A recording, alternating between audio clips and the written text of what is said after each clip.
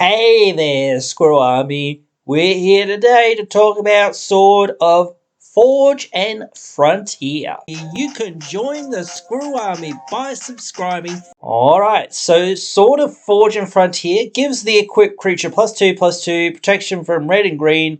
Whenever an equipped creature deals combat damage to a play, exile the top 2 cards of your library. You may play those cards this turn, and you may play an additional land this turn.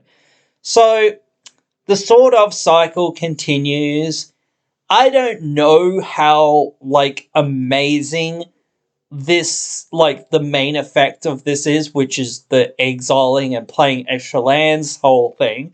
But it's not terrible. It's just not, I guess, as good as some of the other swords. I do have seen that a lot of the swords have gotten a lot less powerful over the years, for the most part, or at least a lot of them have.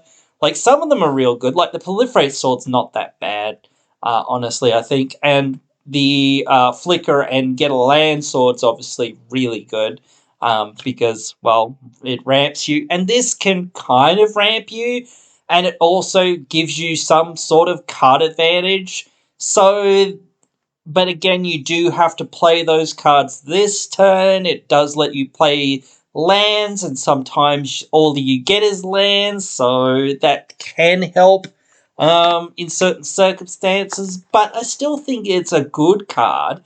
But maybe the protection colors are a little bit weird, I guess. But it the colors that it sort of represents, in my mind, is green and red. So that kind of makes some sense. The ramping is the green part and the exiling cards is the red part. So that kind of makes sense on that part. So I don't really know if that's a flavor win or not. But yeah, I don't know about that. It does seem all right if you're not in green, and you're not in blue, and you don't have any really good card draw.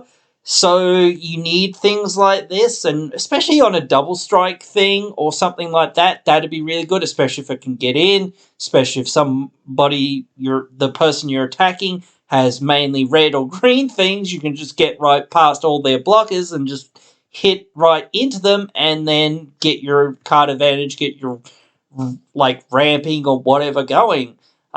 So that can be really helpful, and it can help you catch up to the rest of the team, rest of the opponents there and whatnot, or get ahead of your opponents. So I can see that it has its place, perhaps, in some decks. I wouldn't mind trying it out in my new deck that I'm going to build around Niali, the new Planeswalker commander there, from the new set, the Boros one.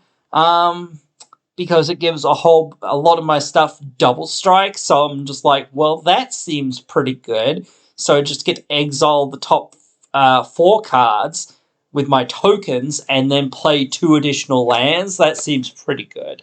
And, gives me a little bit of that card advantage that I do need, because I am in Boros, and Boros doesn't have very good card advantage. So, yeah, I do think that that's pretty darn good in a deck like that, where you do have natural double strike on things. If you don't have natural double strike, but you're playing a lot of things to give yourself double strike and whatnot, Shriekmaw and things like that, Lizard Blades, etc. So, yeah, those sorts of things, then, yeah, I would also consider it, especially if you're in mono red, mono white, Boros, those colors, even Mardu, I would still consider it. So yeah, there's a lot of space out there, I do think, for it, that, and even Rakdos and whatnot, any of that sort of color wedge would be fine, Orzhov, and whatnot. So yeah, there is a bit of space perhaps out there for it to see some play. I do think it's more of a casual card, obviously. I think a lot of the swords, the less powerful swords, are more casual cards for the most part. It can find its way into more powerful decks, obviously, but still, it's a much more limited effect, and less good than some of the other ones, because, it only gives you perhaps a certain amount, but if you have a lot of double strike, then perhaps it would give you a lot more, especially if it's on your commander, I guess. But then again, I guess you just win the game with your commander if it has double strike and +2.